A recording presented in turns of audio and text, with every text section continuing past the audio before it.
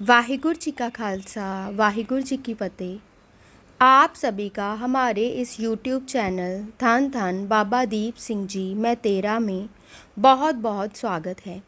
इस चैनल पर भाई साहेब भाई गुरु इकबाल सिंह जी, भाई साहेब भाई वीर सिंह जी और अनेकों महापुरुषों के जीवन पर आधारित पुस्तकों को पंजाबी भाषा के रूप में डाला जा चुका है।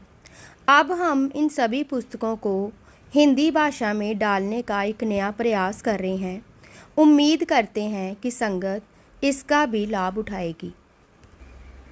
श्री सुखमनी साहिब की 9 विशेषताएं।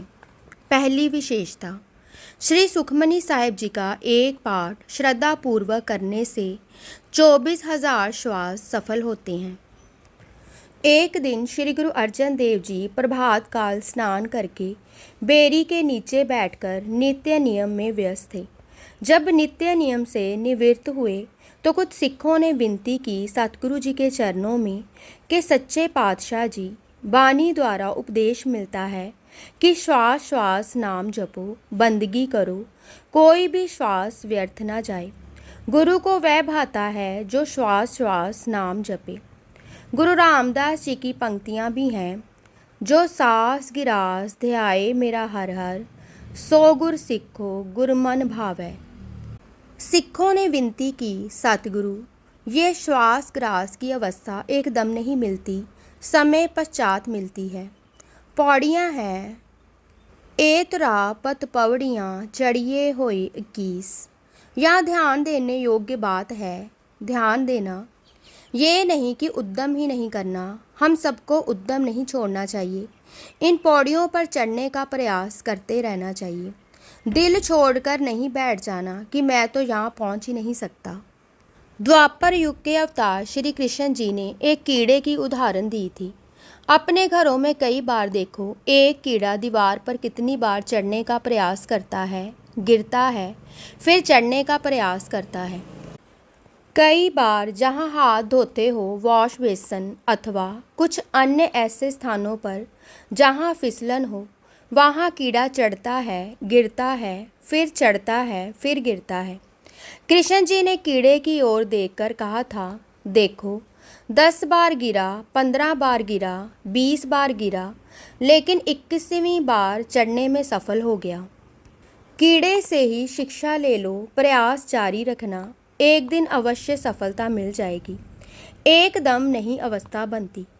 भाई साहेब भाई वीर सिंह जी, जो कि रस से भरे जीवन का आनंद हर समय प्राप्त करते थे, बड़ी नम्रता वाली बंदगी करने वाली आत्मा थे। उनसे भी कुछ प्रेमियों ने आध्यात्मिक प्रश्न किया था कि भाई साहेब वाहिगुरु वाहिगुरु जाप करते हैं, रस नहीं आता। उत्तर में भाई साहब जी ने विनती की, प्यारो, ये सहज का मार्ग है, ये अवस्था शीघ्र नहीं मिलती। गुरु अमरदास जी भी तो मोहर यही लगाते हैं। जीवन में आनंद आ गया, सच्चे गुरु का मिलाप हुआ है, परंतु ये मिलाप हुआ है सहजता से। आनंद भया मेरी माए, सतगुरु मैं पाया, सतगुरुता पाया सहज सेती, मन वजियाँ वाधाइयाँ। भाई वीर सिंह जी ने वचन किया कि ये सहज का मार्ग है। उदाहरण देकर समझाया कि जैसे युद्ध के मैदान में सैनिक शत्रु से लड़कर जीत प्राप्त करता है, तब फिर सैनिक को आनंद अर्थात रस अर्थात प्राप्ति प्राप्त होती है। जीवन में भी काम, क्रोध, लोभ, मोह, अहंकार एवं आगे से कई शत्रुओं, ईर्ष्या, निंदा, चुगली इत्यादि, इनसे जब तक युद्ध है तब तक रस कहाँ। वाहिगुरु वाहिगुरु रूपी गोले रसना और मन रूपी तोप में से चलाकर दुश्मनों को शांत करने के पश्चात ही श्वास श्वास जपने एवं रस की प्राप्ति होती है। एक बार कोई 26-27 वर्ष का नवयुवक बाबा नानक सिंह जी के पास आया और कहने लगा कि मैंने सुना है आप जी ने गुरु नानक के दर्शन किए हैं। बाबा जी ने न ना की और न हाँ। सोचा यदि कहते हैं कि किए हैं तो अहंतव है, यदि कहते हैं नहीं किए तो झूठ है। कहने लगे तू क्यों पूछ रहा है? कहने लगा इसलिए पूछ रहा हूँ कि आपने किए हैं तो मुझे भी करवा दो। बाबा जी कहने लगे कितना पढ़ा है? कहता एमए पढ़ा हूँ। बाबा जी कहते, हम तो सिर्फ 5 अक्षर पढ़े हैं। यहाँ ये मत समझ लेना कि महापुरुष अनपढ़ थे, संसारिक विद्या यहाँ तक थी। बानी की मर्यादा में, गुरु ग्रंथ साहिब जी की मर्यादा में जो सूक्ष्मता महापुरुषों ने निकाली, वह सामान्य आदमी की सोच से भी दूर है। जहाँ संसारिक विद्या समाप्त होती है, वहाँ गुरु नानक के घर की प्रथम की पढ़ाई आरंभ होती है। एक विद्वान व महापुरुष में बड़ा अंतर है।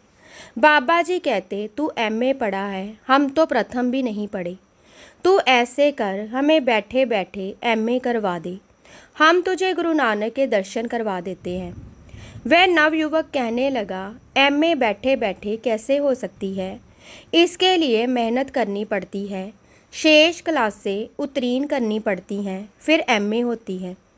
बाबा जी कहने लगे, गुरु नानक के दर्शन भी एकदम नहीं होते, उसके लिए भी मेहनत करनी पड़ती है, उद्यम करने पड़ते हैं। दास का ये कुछ उदाहरणें देने से भाव है कि सीढ़ियाँ चढ़े बिना मंजिल नहीं मिलती। श्वास ग्रास की अवस्था बने, ये सीढ़ी बहुत ऊंची है, परंतु हमने उस कीड़े से शिक्षा लेनी है, उद्यम नहीं छोड़ना। सिख कहने लगे कि श्वास श्वास नाम चले, ये सीढ़ी बहुत ऊंची है। इस अवस्था पर पहुंचने से पहले ही यदि मृत्यु आ गई तो हमारा क्या बनेगा? गुरु रामदास जी कहते हैं, जो सास गिरास ध्याए मेरा हर हर, सो गुर सिख गुरु मन भावै। कोई सरल मार्ग बता दे महाराज जी। दूसरी विनती। सिख कहने लगे, हम अल्पज्ञ जीव हैं, हमारी सोच छोटी है, गृहस्थी का कामकाज भी करना है, बच्चों की देखभाल भी करनी है, आने जाने वाले अतिथि की सेवा भी करनी है, आप ही कोई सरल मार्ग बताएं सतगुरु जी। बाबा बुड्ढा जी व भाई गुरदास जी भी कहने लगे, सतगुरु, अनेक मतों में जीवों के कल्याण हेतु कुछ रचा गया है। जैसे सनातन मत वाले गीता का पाठ करने में ही जीव का कल्याण मानते हैं, आप जी भी कोई ऐसी बानी की रचना करो जिसका पाठ करने से जीवों का कल्याण हो जाए और 24,000 श्वास सफल हो जाएं। आप जी के सिख कहीं भटक ना जाएं। सिखों की इस अरदास के बारे में सूरज प्रकाश ग्रंथ में भी जिक्र है। ताते रचो एक आद बानी, नित जिस पढ़त होए अगहानी, हृदय बसावे कमावे जोई, बोहर न जन्म मरण तिस होई। आग कहते हैं पापों को, कमज़ोरियों को, बुरे विचारों को। हानि से भाव है ख़त्म होना। ये सूरज प्रकाश में लिखा है कि सिखों ने विनती की, सतगुरु जी ऐसी बानी की रचना करो जिसे सिख प्रतिदिन पढ़ें और उनके पाप निवृत्त हो जाएं। पढ़ने के उपरांत इसे यदि कोई हृदय में बसा ले और कमा ले, उसका जन्म मरण मिट जाए। सिखों की ये प्रेम एवं नम्रता भरी विनती सुनकर सतगुरु के कोमल हृदय में सारी सृष्टि के श्वास सफल करने के लिए उमंग अंकुरित हुई कि क्यों न ऐसी बानी की रचना की जाए जिसे पढ़ने से मनुष्य के एक दिन में लेने वाले 24,000 श्वास सफल हो जाएं। सिखों की विनती पर गौर करते हुए रामसर साहिब के पवित्र सुहावने रमणीय माहौल वाले वातावरण में बैठकर जीवों के कल्याणार्थ सुखमनी साहिब की बानी उच्चारण की। सतगुरु ने अपनी आत्मिक बख्शिश बांटकर ये अनमोल खजाना संसार के दामन में डाला। शहीद भाई मनी सिंह जी वाली टकसाल के मुखिया की सेवा निभाने वाले संत कृपाल सिंह जी, जिन्होंने सुखमनी साहिब का अनुवाद किया है, वह अपनी लिखत में लिखते हैं कि एक साधारण व्यक्ति रोज़ाना 24,000 श्वास लेता है। योगियों के मत में एक ग्रंथ है, योग कल्पतर। इस ग्रंथ अनुसार सच्चे योगी संत जन रोज़ाना 21,624 श्वास रोज़ लेते हैं। शेष श्वास उनमें जमा रहते हैं। जैसे सरकारी नौकरी करने वाले का जितना वेतन होता है, महीने उपरांत वेतन देते वक्त कुछ रुपए प्रोविडेंट फंड में काट लिए जाते हैं। जिस समय नौकरी की अवधि पूरी हो जाती है, फिर उनके रुपए के साथ कुछ और रुपए मिलाकर वापस किए जाते हैं। उसी तरह जो सच्चे योगी परमात्मा की नौकरी करते हैं, रात दिन भगवान के सिमरन में ही व्यतीत करते हैं, उनके 21,624 श्वास निकलते हैं, शेष श्वास जमा हो जाते हैं। इसी कारण योगियों की आयु बड़ी होती है। गुरु अर्जन देव जी ने ये बानी सर्व सांझी चारों वर्णों के लिए रची है। एक सुखमनी साहिब के पाठ के पूरे अक्षर कुल 21,624 हैं और 2,373 अक्षर पैरों में हैं। जैसे प्रभ कै सिमरन गर्भ ना बसै, प्रभ अक्षर के प के पैर में र अक्षर है।